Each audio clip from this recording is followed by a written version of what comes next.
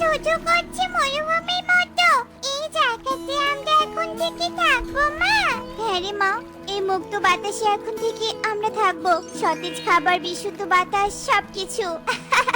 কিন্তু মা, আমরা বাড়ি বানাবো কি করে? এখানে বাস, কাঠ, কারেন্ট কিছুই তো নেই। ইট, বাস, কাঠ ছাড়া আবার বাড়ি বানানো যায় নাকি মা? যায় রে মা, সব যায়। তুই ওসব বুঝবি না। তুই নৌকার জিনিসপত্রগুলো নামিয়ে নিয়ে যা, আমি ম্যাজিক করছি। টনি মাটি দিয়ে নদীর পাড়ে নিমিষেই সুন্দর একটা বাড়ি বানিয়ে ফেলে, আর ছোট্ট টুকি অবাক দৃষ্টিতে সেসবের দিকে তাকিয়ে থাকে। মা, সত্যি তো তুমি ম্যাজিক করে ফেললে। আমি তো এমন সুন্দর বাড়ি কখনো দেখিনি। তুমি আগে এমন বাড়ি বানাওনি কেন মা? আধুনিকতার সাথে সাথে আমরাও আধুনিক হয়ে গেছি রে মা। আসলে আমরা যে পরিবেশে বড় হই, সেই পরিবেশের সাথে নিজেকে মানিয়ে নেই। এখন চুপচাপ ঘরে যা, আমি এই বীজগুলো জমিতে রোপণ করি। টনি মেয়েকে ঘরে পাঠিয়ে দিয়ে নদীর পানি তুলে জমিতে দেয়, আর জমি প্রস্তুত করা শেষ হলে জমিতে ফসলের বীজ ছিটিয়ে দেয়। ব্যাস, আমার আজকের জন্য কাজ শেষ। এবার আমি ঘরে গিয়ে বিশ্রাম নেই। টনি ঘরে বিশ্রাম নিতে যায়। বন্ধুরা, তোমরা ভাবছো তো আজকাল সবাই শহরের দিকে ছুটলেও টনি কেন বন ছেড়ে এমন নদীর পাড়ের মুক্ত আকাশে আসলো? চলো তাহলে ছোট্ট করে জানা যাক। এই বিশাল বড় ঘন বনটি কমলানগর। এটি বন হলেও পাখিদের জীবনযাত্রা ছিল একদম শহরের মতো। তারা শহরের পাখিদের মতো বাড়িঘর, খাদ্যাভ্যাস সবকিছু তৈরি করছিল। বনে গাছপালা ছিল না বললেই চলে। আমার মাথা যে ভীষণ ধরেছে। তুমি একটু আমার কাছে এসে বসো না মা। কি রে মা, তোর শরীর তো দেখছি আবার জ্বর চলে এসেছে। এভাবে দুদিন পর পর যে কেন অসুস্থ হয়ে যাচ্ছিস তুই? হায় সৃষ্টিকর্তা, আমার মেয়েটা যে কেন এভাবে অসুস্থ হয়ে যাচ্ছে? টুনি মেয়ের এমন অসুস্থতায় দিন দিন চিন্তায় পড়ে যায়, আর মেয়ের অসুস্থতার জন্য টুকিকে এক ডাক্তারের কাছে নিয়ে যায়। আসলে টুনি, টুকির এমন ঘন ঘন অসুস্থতার জন্য এই পরিবেশ দায়ী। এমন কালো ধোয়া, নোংরা পানি, ফরমালিন খাবার সবকিছুই টুকিকে অসুস্থ বানিয়ে ফেলছে। টুকিকে সুস্থ করতে চাইলে মুক্ত বাতাসে নিয়ে যেতে হবে। আমি নিয়ে যাব ডাক্তার বাবু। টুকি আমার একমাত্র মেয়ে। আমার মেয়েকে সুস্থ করতে আমি সব জায়গায় যেতে রাজি। যেখানে থাকলে আমার মেয়ে অসুস্থ হয় সেখানে থাকবো না আমি। টুনি সেদিনই ঠিক করে যে টুনি তার মেয়েকে নিয়ে এত কোলাহল থেকে অনেক দূরে চলে আসবে, আর সেই অনুযায়ী টুনি তার বাবার এক টুকরো জমিতে চলে আসে মুক্ত বাতাসের খোঁজে, আর সতেজ শাকসবজি চাষ করে। মা, শাকসবজিগুলো কত সতেজ হয়েছে। মা, দেখে যাও মা। যত্ন করলে সব হয় রে মা।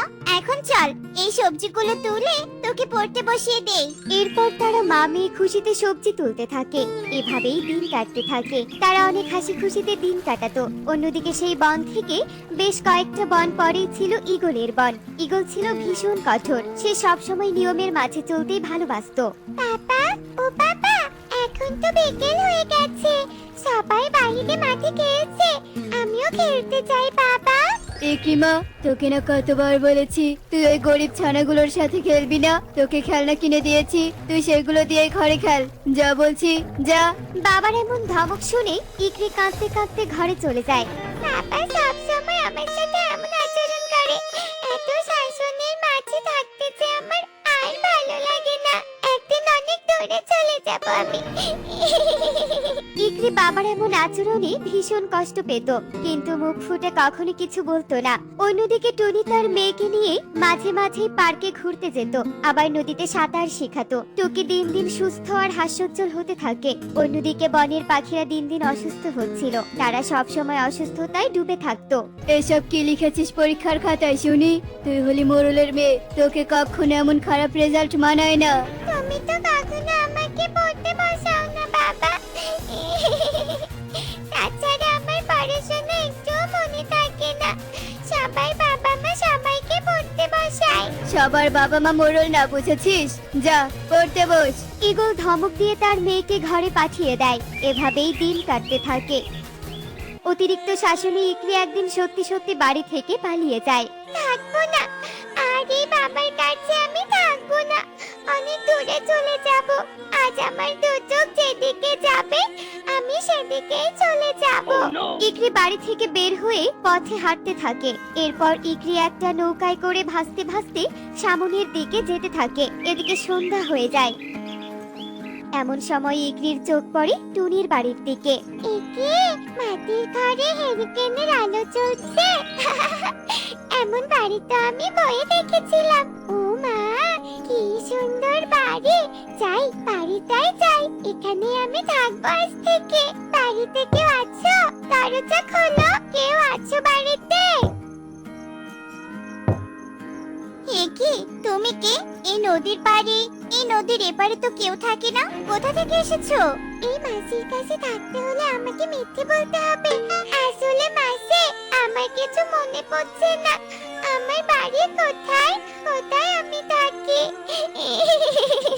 আহারে, কেঁদো না মেয়ে, কেঁদো না।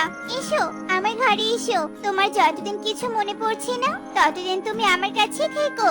ইকরি টুনির কাছে আশ্রয় পেয়ে ভীষণ খুশি হয়। তারপর থেকে ইকরিও টুকির মতো মুক্ত বাতাসে থাকতে শুরু করে। ইকরি টুকির সাথে সারাদিন খেলতো, আবার ঠিকভাবে টুনির কাছেও পড়তে বসতো। দিন দিন ইকরিও পড়াশোনায় মনোযোগী হয়। এদিকে ঈগল তার মেয়েকে পাগলের মতো বনের চারদিকে খুঁজতে থাকে, কিন্তু কোথাও খুঁজে পায় না। আজ কদিন হয়ে গেল, আমার মেয়েটার কোনো খোঁজ নেই। আর কোথায় খুঁজবো? তুই কোথায় গেলি রে মা? কোথায় গেলি? মাসি, তোমার হাতের এই নদীর টাটকা মাছ আর সাথে সবজি রান্না খেতে ভীষণ মজা। আমি এমন খাবার কোনোদিনও খাইনি। আমাকে আরেক টুকরো মাছ দাও না মাসি। দিচ্ছি মা, দিচ্ছি। তোকে দেখে মনে হয় তুই কোনো ধনী পাখির মেয়ে। তুই এমন ফ্রেশ খাবার কখনো খাসনি। তবে শুধু খেলেই হবে না, এবার তোর বাবা মাকে খুঁজে বের করতে হবে। টুনি এভাবেই দুই মেয়ের সাথে হেসে হেসে গল্প করছিল। এভাবেই দিন কাটতে থাকে। না না, অনেক দিন হয়ে গেল। আজ আমি ওই দূরের নদীর দিকে যাব, দেখি আমার মেয়েকে খুঁজে পাই কিনা। ঈগল তার মেয়েকে খুঁজতে নদীর দিকে আসে, আর হঠাৎ করে তার মেয়ে ইকরিকে দেখতে পায়। তাদের সাথে টুনিও ছিল। দেখি আমার মেয়ে। মা, তুই এখানে কেন? আয় পাখি আয়, তুই আমার মেয়েকে চুরি করে নিয়ে এসেছিস তাই না? তোকে আমি এবার শাস্তি দিব। তোর এত বড় সাহস! না না, আমি তোমার মেয়েকে আনবো কেন? চুপ কর, একদম মিথ্যে বলবি না। চুপ করো বাবা, মাসি আমাকে চুরি করে নিয়ে আসেনি। আমি নিজের ইচ্ছে এখানে এসেছি। বাবা মানে, মা ইকরি, তোর সবকিছু মনে আছে? তুই এতদিন আমাকে মিথ্যে বলেছিস। হ্যাঁ মাসি, হ্যাঁ, আমি তোমায় মিথ্যে বলেছি। এরপর ইকরি কাঁদতে কাঁদতে টুনিকে সব কথা খুলে বলে। এবার আমি সবটা বুঝতে পেরেছি। মা ইকরি, কখনো মিথ্যে বলতে নেই। মিথ্যে বলা যে মহাপাপ। এভাবে কেউ পালিয়ে আসে। আর এই যে দাদা, তোমাকে বলছি, ছোট্ট ছানারা হয় কোমলমতি। একটুখানি আদর ভালোবাসা পেলেই তারা পোষ মেনে যায়। ঠিক বলেছো টুনি বোন। আসলে আমার এই অতিরিক্ত শাসন আমার মেয়েটাকে এত কষ্ট দিত, আমি বুঝতেই পারিনি। আমি আমার মেয়ের ভালো চাইতে গিয়ে উল্টো খারাপ করে ফেলেছি। আমার আসলে উচিত ছিল ওকে ভালোবাসা দিয়ে বোঝানো। কেঁদো না দাদা, ইকরি আর এমন ভুল কখনো করবে না।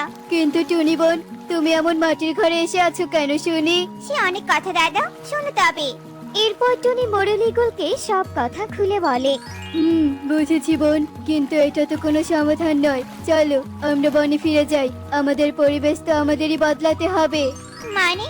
আমি তো মোড়ল, তাই এখন থেকে আমরা সবাইকে বেশি বেশি গাছ লাগাতে বলবো, যাতে বন ধ্বংস না হয়। আর পাখিদের সাথে সবজি চাষে আগ্রহ জমাবো, তাহলেই সবাই পাবো মুক্ত বাতাস।